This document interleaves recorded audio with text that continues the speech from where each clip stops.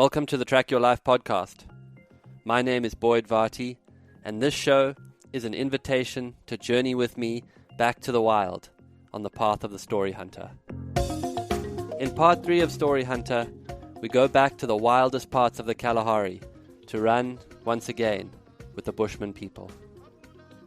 This show is a journey for a story hunter and an invitation to follow the call of the wild.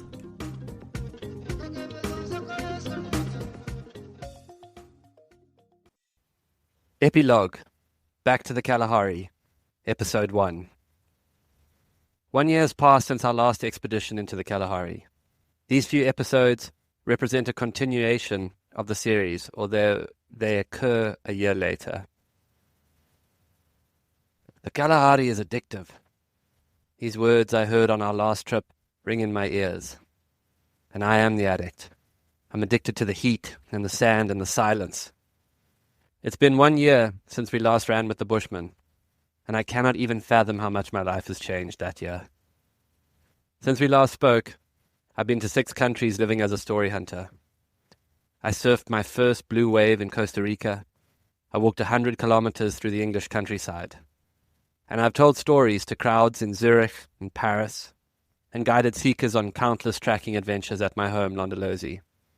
And none of this is news compared to the love that came into my life. Just 2 months after returning from running with the Bushmen, I met the woman I have always dreamed of. I fell in love with her on the side of a rock pool on our first date. And I remembered that there is a magic in the world for those with a romantic heart.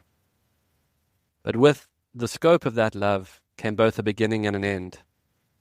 Maturity to me is the dance between holding on to your mission and honoring the sacrifice that comes with the responsibility to love bigger than yourself, to love bigger than your own personal needs and preferences.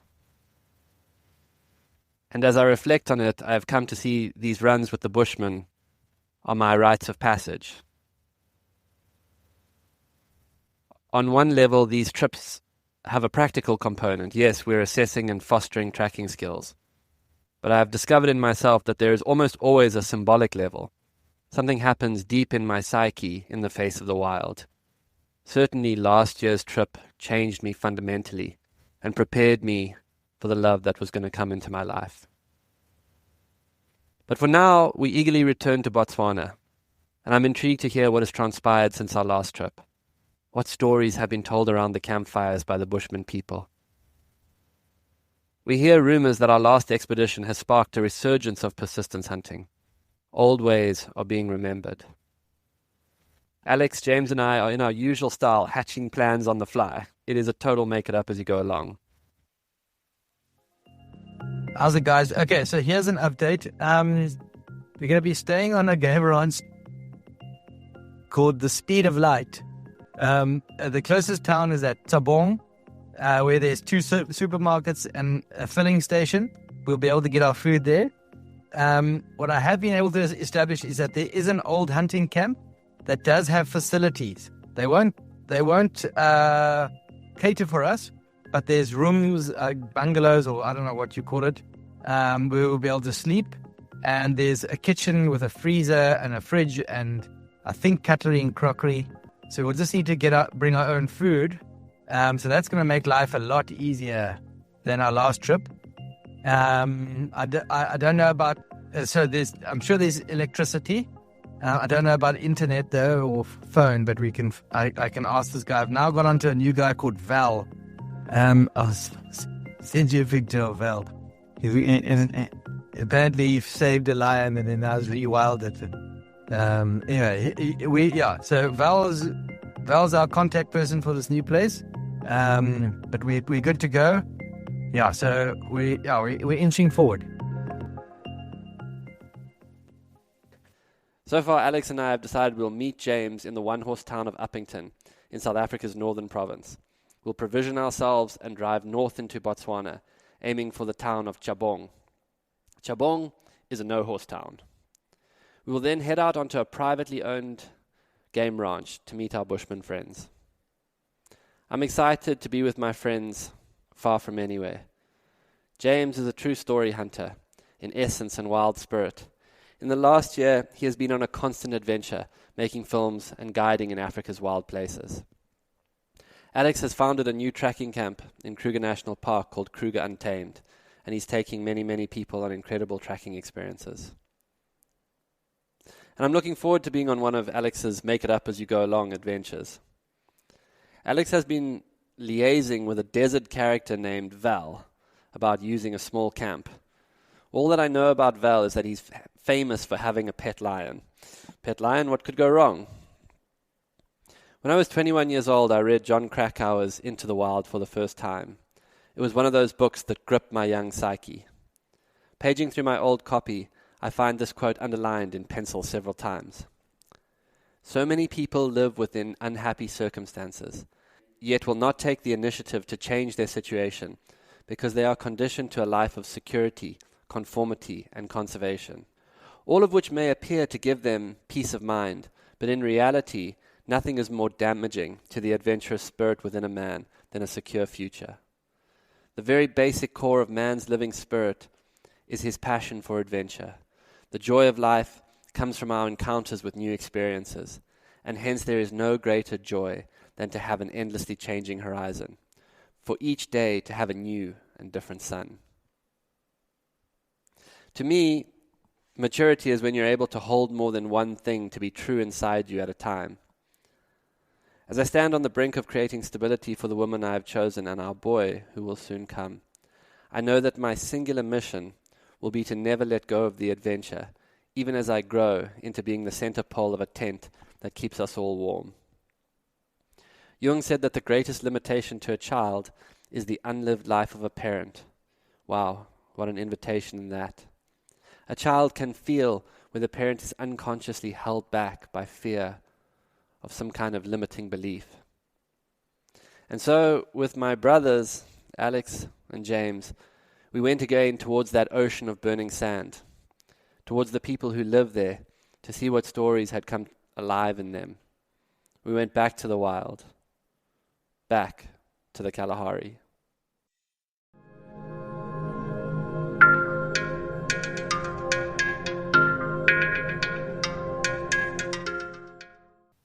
Episode 2, Preparation.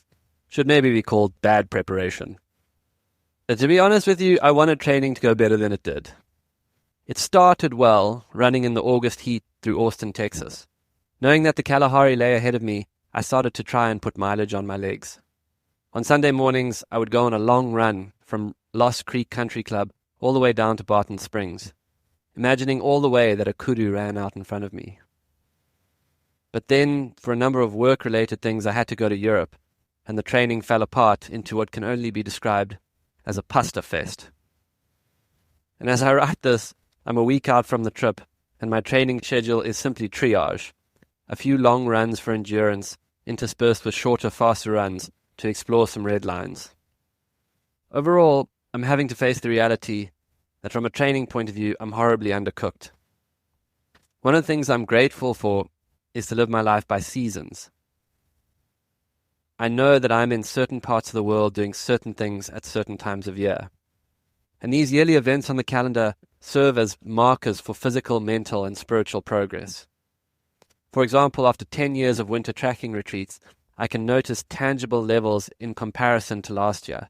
I can gauge my fitness, the quality of my tracking. I can feel I'm facilitating the retreat at a high level. In the same way, I can sense if I've slipped back in some ways. These yearly events are like measuring sticks. And this yearly adventure with Alex and James is becoming a very, very important one of those. A time in the wild to assess and reflect. The rhythm of the activity and the geography of it forces a kind of reflection, actually. I was here a year ago. What was my life like this time last year? Who was I? What has changed? How have I changed? What has grown? What has receded? You should think about adding a seasonal expedition with the same people at the same time of year to your calendar. Seasonal events and a seasonal life create a personal continuity with your own journey, linear markers in the organic unfolding of life in which to take a reading on oneself. And right now, from a training point of view, all of my dials read fat ass. In a basement gym in Austin called Grounded Strength, the founder, Bert Massey, helped me get stronger and more aligned. Bert's philosophy for strength and alignment comes out of a deep understanding of primal movement, how the animal body naturally wants to move.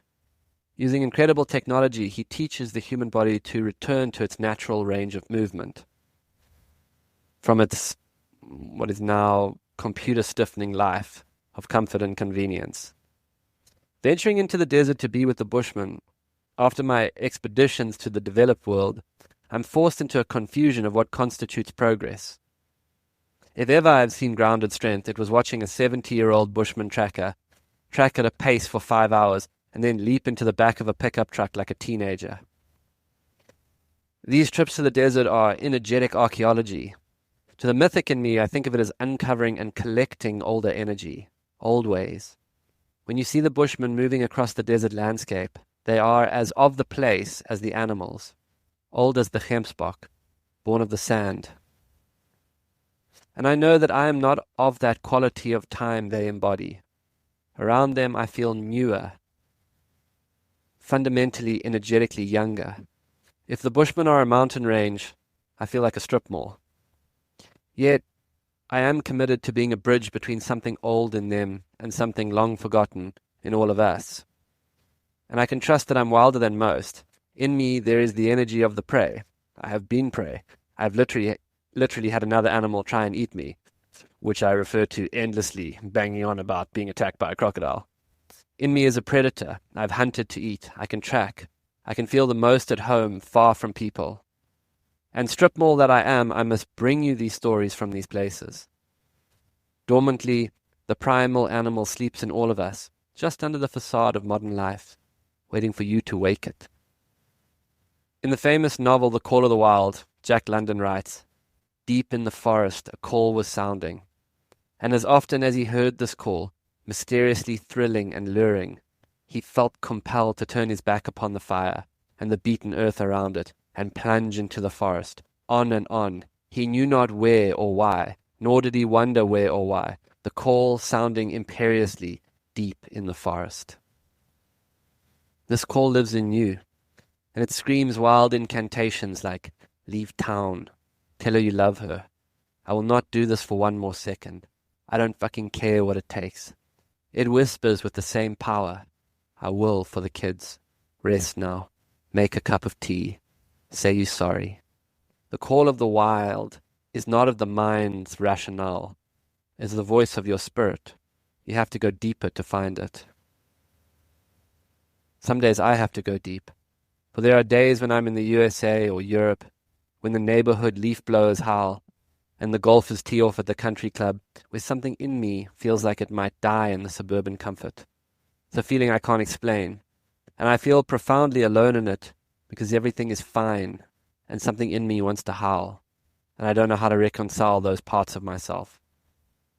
I heard Laird Hamilton, the big wave surfer, used to become dangerous when there were no big waves. I relate to him. Something in me needs to be engaged by an environment that bites back. There is this call in all of our lives, the call of the wild part of ourselves. Story hunting is my answer to it. I wonder what your answer is. And like all calls, it's easier to hear in the silence of the desert.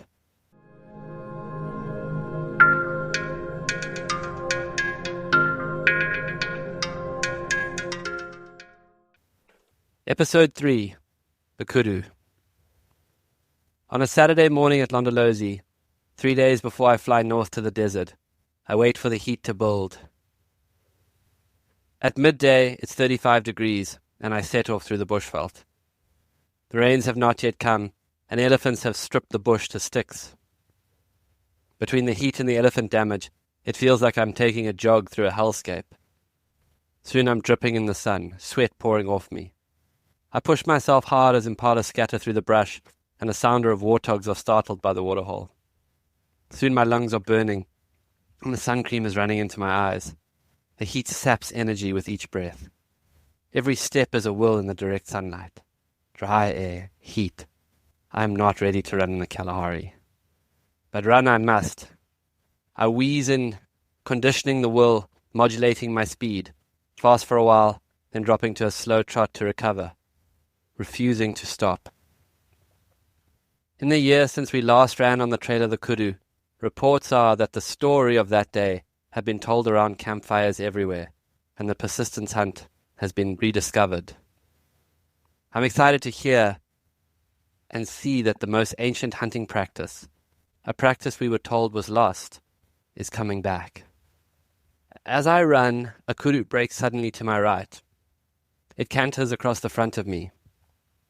Hooves pounding. Kudu, kudu, kudu. It's a beautiful creature.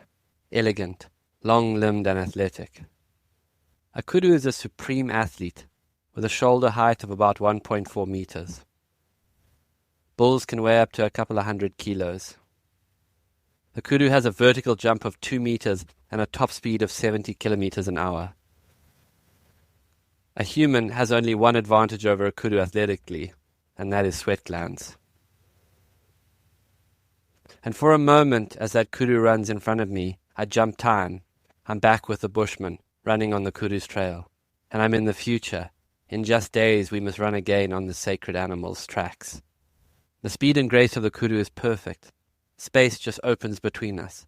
My body aches and my lungs burn, and the burst of energy I feel is short-lived. It's so hot. I want to just stop, but I know if I stop, I might not start again. I also know on this day I wouldn't have what it takes to run that kudu down. I'm not even close. Persistence hunting is pure. It's the ultimate test of adaptation and will. And what I glimpsed last year, it also has to be more than that. The will, fitness and tracking must give way to a state of consciousness. One needs to slip one's daily state of mind and find that place out beyond. The place that I'm told women go in birth, and boxers go deep in the final round. A place where the mind has ceased and the body is simply doing what it instinctually knows to do. In the face of terrible exhaustion, with luck and God, one can let the conscious mind collapse and let the unconscious mind and the instinctual part of the body run. I can't find that place today, and I find myself so hot and tired and stiff-legged at 8 kilometers that I want to lie down in the shade of a tree and go to sleep. In the end, I run and walk home, exhausted and frustrated. In my mind's eye, the kudu runs on.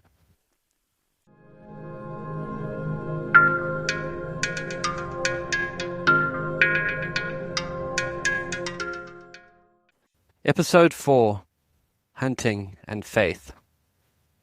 My flight out of the bush is late, meaning I almost missed my connection in Johannesburg. When I eventually arrive at the boarding gate, puffing, after running to make my connection, I find Alex has coolly managed to cajole the airline staff into waiting for me. We fly north from Johannesburg to the oasis town of Uppington. Out of the window of the plane is a vast flat land. When the town appears on the green banks of the Orange River, a literal oasis of palms and desert.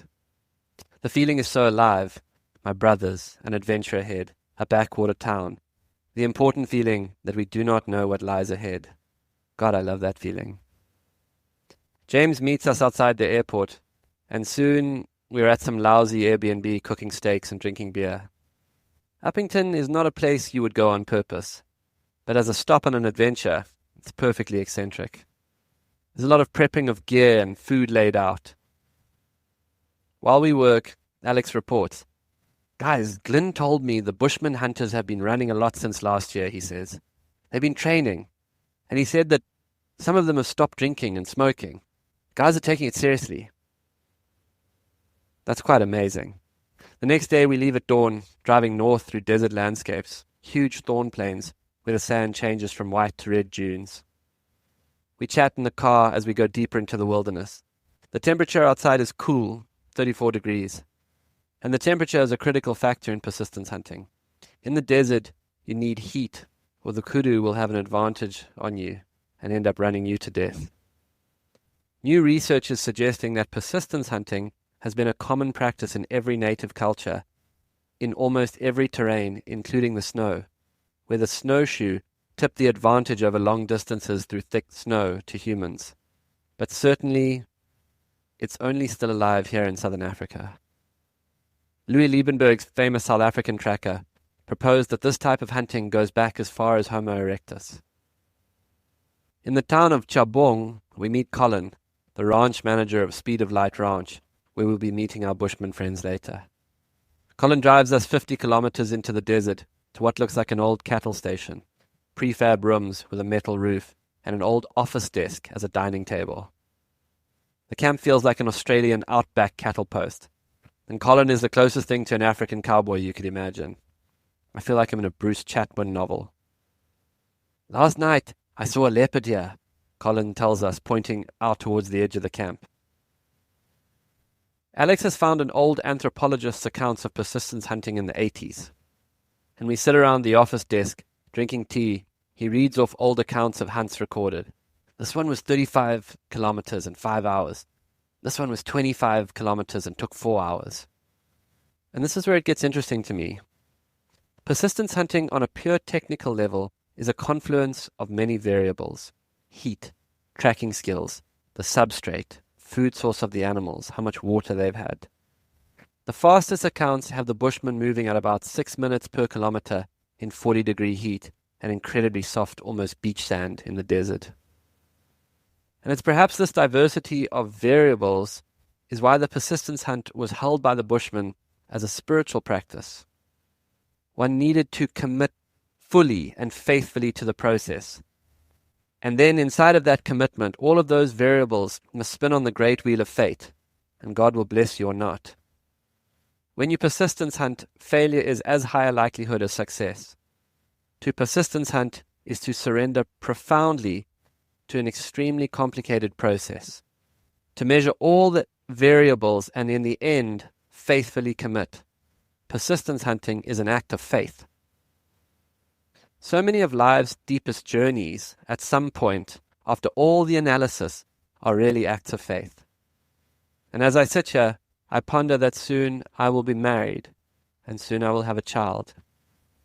And cut off from any cell phone signal, I'm thinking about Chloe all the time, thinking of the scan she will have tomorrow, worried already, as I will be for the rest of my life, that all will be well with her and our boy. All of this beautiful challenge of children and marriage that lies ahead is a world of variables. I could and have twisted my brain trying to think my way through all parts and possible outcomes. But as I sit here now, I know that great journeys are not of the mind. Great journeys are of the heart. Bruce Springsteen says that in great love and rock and roll, 1 + 1 must equal 3. I think this is how Bruce points to how great things have in them a variable that is beyond the standard equation. Love is certainly like that. Persistence hunts are like that. If you're thinking about it too much, you have not yet been taken by the mystical force. Perseveration is a sign you are not yet in a state of faith. And faith will take you. It's not your decision. That's why it's faith. You know to do it. You cannot not do it. You just start running.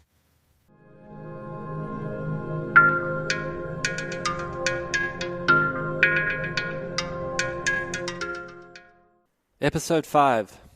The Hunt. We're in the realms of the archetypal out here in the desert. The night before the hunt, the men gather around the fire. The energy is somewhat disparate and chaotic, as often happens when diverse people gather in a remote place. Everyone is coming in with something. A comet burns low across the western desert sky, and barking geckos call in the evening light. A truly African scene plays out. There have been multiple breakdowns in communication on the bush telegraph about why we have gathered. Alex, knowing African is bones, calls all the men around the fire. He stands and slowly begins to explain who and what Tracker Academy is and why we are here. We were asked by the students who came to Tracker Academy to come here and work with the local people to revive these old skills. But I want everyone to know that we respect you. No one has to participate in this. If you want our help to foster these skills, we are here with open arms and open hearts. If you don't want our help, we respect that, and we will go home. No one needs to hunt or track. We will be guided by you. I notice that his words are secondary to a deep, slow quality of presence he is holding. Alex has an understanding of what I call the first language. He knows that the men around the fire are reading his energy first and his words second. This is common with people who are more closely connected with the earth and the animals. He's creating a feeling between all of us around the fire, and that feeling is how African people relate, the feeling of energetic connection. I feel a stillness descend around us, and the energy becomes almost thick. As soon as Alex finishes, the bushmen stand and thank him. "We're glad you're here. We want to share our ways with you," says Storks. The energy is set. Alex has transmitted his intention, and it has been received. At dawn we wake and we go out looking for tracks. It's a fruitless task, nothing. At midday we return to camp, and the temperature builds to 36 degrees before we head out again at midday. When we leave camp, I notice that the energy has had a tangible shift. Gone is the lackluster energy of the morning. The men have donned skins and regaled themselves with spears. Horns adorn their heads. They have entered into the mindset of the hunter. They are ready. The hunt, I have come to learn, is something akin to a medicine journey. You don't get the run you want, you get the run you need. It's a spiritual practice. Soon we cut the tracks of the kudu, and the hunt begins. I look into the eyes of the men around me and see something old and archetypal. For thousands of years, the masculine energy set out against all odds to do this activity we do today. The men begin to track fast. The sand is thick as beach under my feet and burning hot. Their tracking skills are superb. Gosh, I wish you could see it. Following the tracks of a herd of kudu amidst other antelope. Eventually the herd splits, and the men expertly follow the animal that is dropped from the herd. To fall off the pace of the herd is the answer to that old Darwinian understanding that only the fittest survive. The men change gear. Suddenly they're in a dog trot, covering ground in the soft sand like a pack, tracking as they run. It's a masterclass in tracking to be able to follow at this speed. They spread out, allowing the track to pass between them so that someone is always on it. They communicate with hand signals and calls. The skill and speed of which they track is mind-blowing. Soon I lose Alex and James. Alex is on a steady pace while James is making the Herculean effort of running and filming. And still we run. I'm in touch with the hunt leaders. There's an energetic to the front of the pack, running hard on their trail. The kudu zigs and zags through the bush. The men must keep it moving, and I must keep connected to the lead runners. My body wants to stop, my face glowing with heat, and I feel lightheaded with exhaustion. Sweat is pouring off me, and my lung feels like the furnace of hell, and ahead the kudu runs on. I make it my mission to breathe slowly and deeply when the men slow from a trot to a fast walk. We blast through an hour of running in the heat. I want to stop. My lungs scream intensely. My mouth feels drier than hell. And a voice in my head keeps telling me to stop. Don't overheat, it says. You could give yourself heat stroke. With turning 40, I've noticed this voice from time to time. Some governing voice trying to be sensible. Some sense of my own mortality. And I hate it. The men keep moving strong and fast. I glance at my arm where Miser, one of the bushman trackers, has tied the bark of a raisin bush around my wrist as a request to the ancestors for good luck. Last night, as Alex spoke, I had felt old ancestral power all around, and I knew as he spoke, on some ethereal level, he was asking for an energetic blessing. Now as I want to stop, as everything in my body screams, a new voice comes to me, a part of my soul.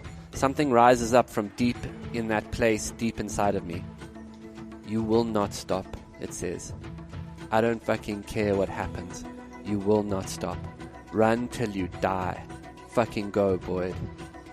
And still we run on. It's very, very funny when we find strength in ourselves. It's unexpected often. And comfort does not invite the wild man to dinner with wolves.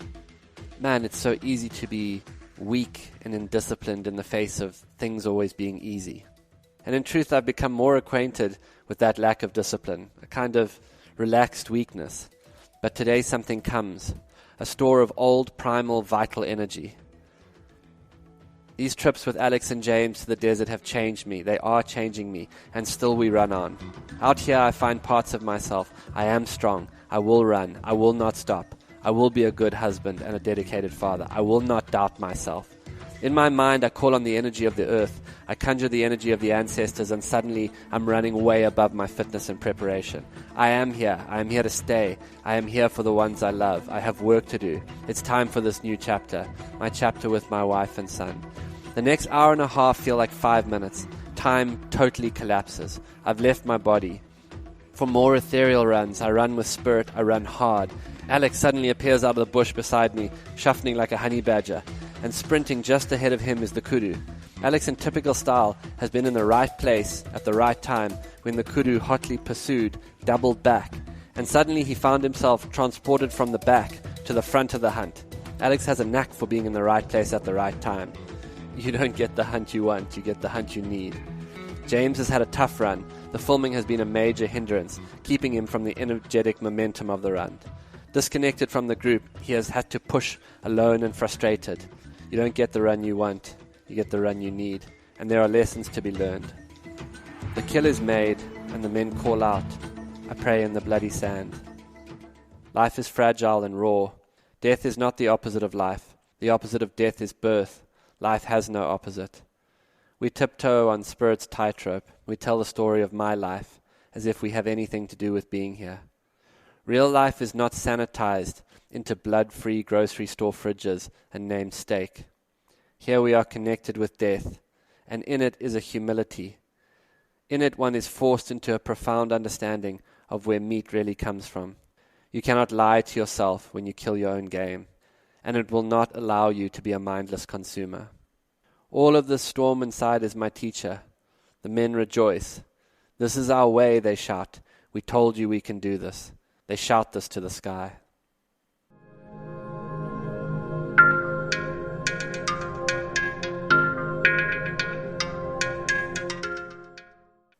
Episode 6. The Outback of Life.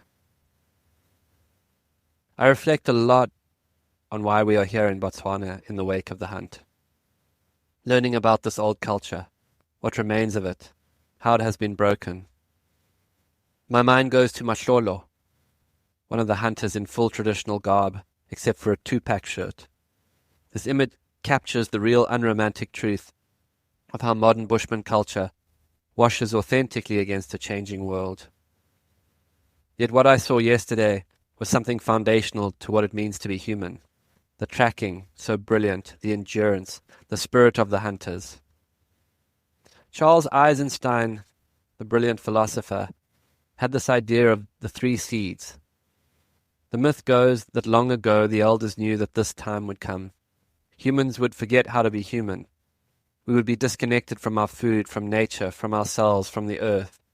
So they sent 3 seeds down through time to remind humans how to be human.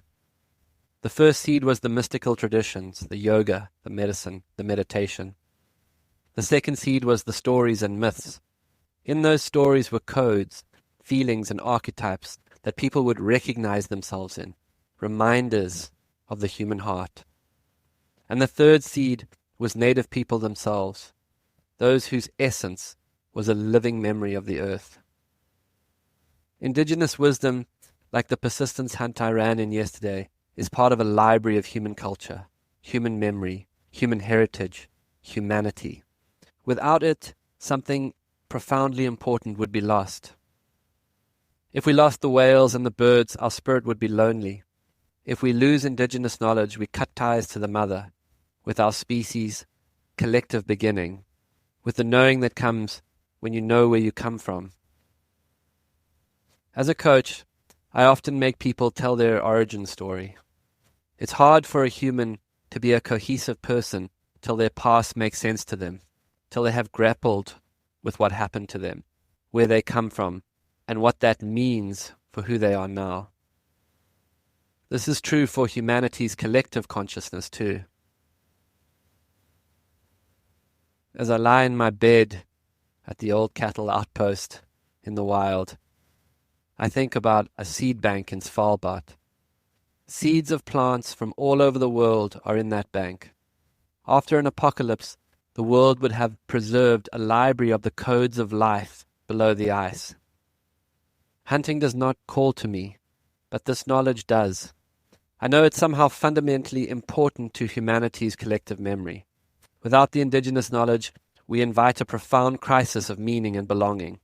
We are already a society of vagrants, wondering where and what we belong to. It's anxiety, the depression. It's this vacancy of belonging manifests as consumerist hunger. It's important that these ways are remembered. The hunt we did is a library of life, not in ice but in living people. And it's the way that this lives inside me that brings me back here, amidst the immense complications of this mission, trying to find time on the calendar to be out in the desert disconnected. But I'm resolved to this belief. And I swear that when I look out over the desert, some part of my heart feels Aboriginal. Alex, James and I drive out into the Botswanan wilderness. We have 5 days to explore. North of us lies Kalahari 15, a 750,000 hectare district of wild desert land. Without a plan, we found our way to a small desert campsite run by that notorious German that we had heard of named Val. Val is one of those lively Germans who came to Africa looking for an adventure and found it. The camp is something out of Burning Man, and Val's contagious attitude has guests working on various of his projects to restore the land. His conservation efforts are largely funded by his Patreon page and his relationship with a lion that he raised. To me, he's the best of modern technology. In the middle of nowhere, he tells stories about his mission, posts them online, and invites the world to help him, a true story hunter. It makes me think of a quote of my father's: "The age of restoration will come on the back of the age of information." While we are here, he has guests lengthening the runway, while YouTube stories have people donating to his cause to protect the land. Val is like a lot of desert dwellers. It's hard to say how he is surviving, but he is resiliently building his dream and doing good conservation in the area. He's a character, making his dreams come true. Our tents turn to saunas in the late afternoon heat. One cannot drink enough to stay hydrated out here, but I love the heat and the dry. I love how birds coalesce around a leaking pipe. Water is gold here. I love how in parts of the Kalahari, GPSs stop working. The desert is full of small Bermuda triangles. I love being on a journey where all I know is tomorrow we will drive into the wild in search of lion tracks. I don't know where we're going. I don't know where we will sleep, and I don't care. I'm content, wild as a desert gemsbok.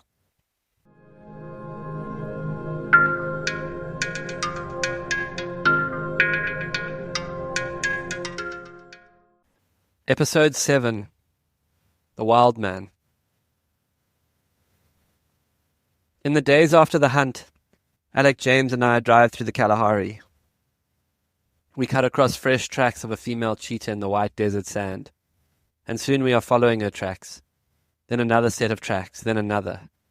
We find where 3 cheetah have lain down in the sand. 3 cheetah. We follow on, cresting a huge dune. Suddenly we have a view of the wild desert all the way to the horizon, and the scale of the wilderness is profound, silent, like looking in the mirror. Suddenly in the grassland below us, a mother cheetah rises out of the shade with 5 cubs and canters off. We have a beautiful sighting of them in the binocs. The tracks, as always, have led to magic. "This is our wild man week," Alex says to me as we walk back to the vehicle. "We need this time," I reply. There is a way that something comes clear to me during these times away in nature. I feel I'm drinking at some important well. And it makes me remember how when I was a boy, my father would take me with him to a huge granite-domed rock that jutted out of the riverbank. Reflecting on it as a man, I see my father would take me there when he was overwhelmed or needing sanctity. We would sit there quietly, and I would resist the urge to speak or play. Young as I was, I could sense that he was in some sort of communion. Sometimes, when a battle eagle would fly past, we would look up at it and point. "That's your grandfather," he would say. I didn't know it at the time, but he was tapping me into a source of energy and vitality. He was showing me that there was no more simple medicine than being silent in nature. He was expanding my view from an anthrocentric one to kin amidst the birds and wild creatures. My father knew that birds were how God prayed, and a tree was devotion in form. And this did not make him fluffy.